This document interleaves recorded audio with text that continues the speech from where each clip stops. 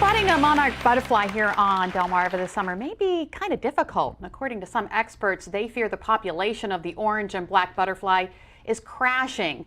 Now, we definitely don't want them to go away, as they're a very important part of our ecosystem, not to mention their beauty. So here to tell us what we can do to bring them back is gardening expert Ginny Rosenkranz with the University of Maryland Extension Office. It's kind of sad. I mean, what's going on? Where are our butterflies? Why aren't they coming here? Well, the local butterflies here are a little bit late because remember we had a really cold and wet spring. Yeah. And anything cold and wet, the little butterfly like those, they're just not happy. But now we've got the warm weather. Right. And I'm seeing a lot more butterflies every day, more and more, which is good. Okay, so we can help bring them back. We can by having a lot of flowers that butterflies like. Now on the monarchs, part of the problem with that is their habitat, where they fly down to Mexico.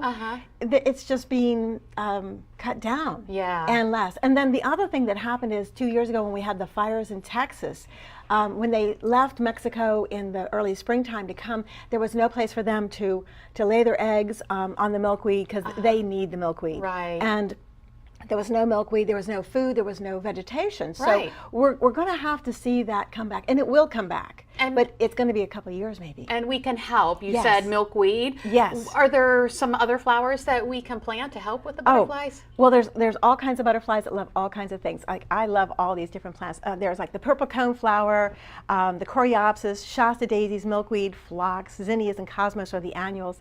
So you can have a combination of annuals or perennials, and they're all beautiful. Some of them are very fragrant, which is wonderful too. Yes, I can so smell them. They're all right here. Surrounded by. One of the things that they like is to have like a patio where they can kind of lay their land on the flower, and you know, butterflies taste their food with their feet, which I think is amazing. That's interesting. So they land on this, they go, oh, that tastes good, and then with something like a daisy-like flower like that, they can go ahead and sip all of the nectar that's in the center of the flower, using the ray flowers just as a platform. How about that? Yes, and then like for instance with the phlox up here, this is a whole bunch of flowers again, so there's like it's a buffet. Exactly. And that's wonderful. And it's not just flowers, they need water, right? They do. They need water. They need a warm place to rest when it's chilly, like a nice warm rock. They also need something for their little ones to eat, so that's why I brought this little parsley plant right here that has been devoured by the parsley caterpillars a couple of times already. And it just keeps coming back. And I tell people, when you have parsley, plant about 6 for, one for you and 5 for the butterflies. Yeah, yeah. But just make sure you have a whole different variety. I also have some butterfly bushes. A lot of people don't even think about that, but sometimes they get out of control in height. Well, this is blue chip, lo and behold, only about 2-3 feet high.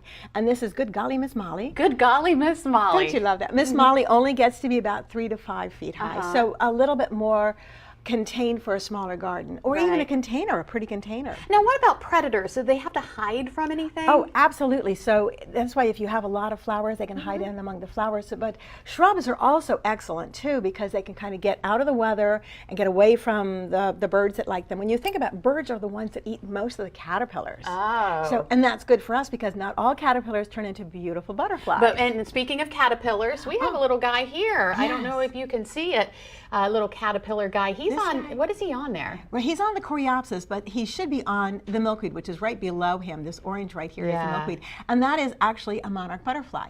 And it's considered a milkweed or monarch butterfly. Oh, caterpillar. So he's just sort of hanging out, saying, okay, you move me. But then eventually he looks like he's pretty large, so eventually he's going to go ahead and spin a cocoon and then emerge as a gorgeous butterfly and make more babies. That's always a good thing. Yes. All the flowers are beautiful. So bottom line, the power is in our hands to bring these butterflies back. Just need to plant these beautiful flowers. Plant beautiful flowers. All right, Jenny, thank you so much. And of course, to read more or for a list of flowers to plant for butterflies, go to wdoc.com, click on our picture at the top of the page.